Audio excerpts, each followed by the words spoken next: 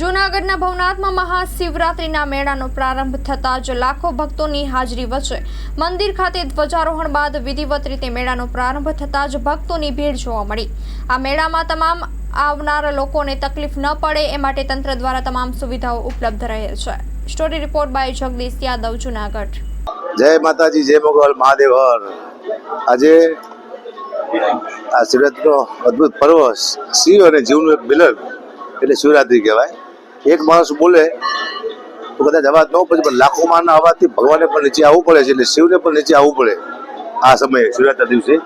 તો શિવ અને જીવનું મિલન થવાનું છે। અહીંયા ઋષિ મુનિ માંડ સંતો, અમારા મહેન્દ્રગીરી બાપુ, જગતગુરુ ગર્ગાચાર્ય, મહામંડલેશ્વર, જ્યાં ભુજની ગુફાની અંદર 24 કલાક પ્રસાદનું ભોજન, ભજન અને ભક્તિ બધું ચાલુ રહેશે।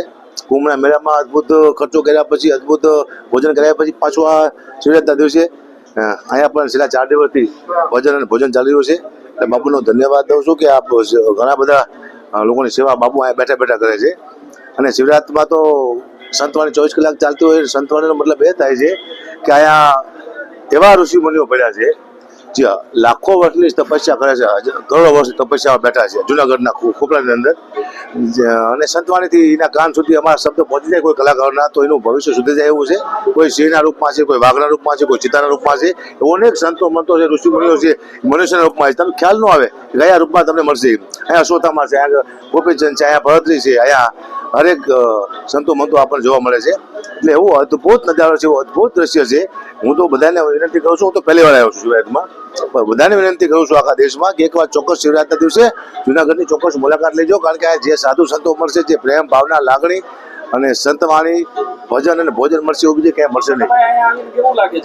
બહુ મજા આવે છે। હું પહેલી વાર આવ્યો પણ મને એટલો આનંદ આવ્યો, કારણ કે આવા સાધુ સંતો લીધે હેઠળ મજા આવે છે। બેહવાની, રહેવાની, ખાવાની, જમવાની, પીવાની બધી રીતે મજા છે અહીંયા।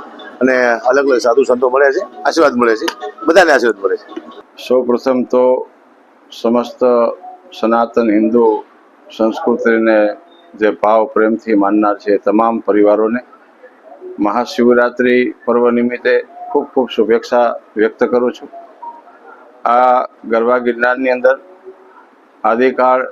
અનાદિકાળથી ચાલી આવતી પરંપરા એટલે મહાશિવરાત્રિ પર્વ, જે આપણા સનાતન સંસ્કૃતિના જે સંતો છે એ અહીંયા 5 દિવસનો એક એમનો આધ્યાત્મિક ઉત્સવ હોય છે।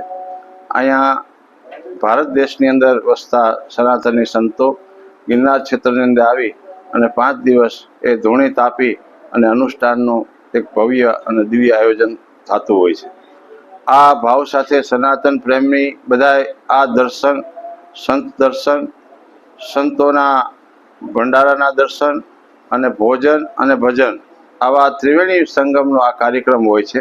અને આની અંદર અનેક લોકો એ દર્શન કરી અને જીવન ધન્ય કરતા હોય છે। આ પર્વ સમયે અમે સદગુરુ ત્રિકમદાસ બાપુ અન્નક્ષેત્ર ભવનાથની અંદર જે પરમાત્મા ગિરનારી મહારાજની કૃપાથી ટુકડો ત્યાં હરી ઢોકળા એવા ભાવથી આ સેવા કાર્ય કરી રહ્યા છીએ। અને આપ સૌ ધર્મપ્રેમી પરિવારોને ગિરનારની ક્ષેત્રની અંદર મહાશિવરાત્રિ મહોત્સવની અંદર આવવા માટે અમે હાર્દિક આમંત્રણ આપીએ છીએ।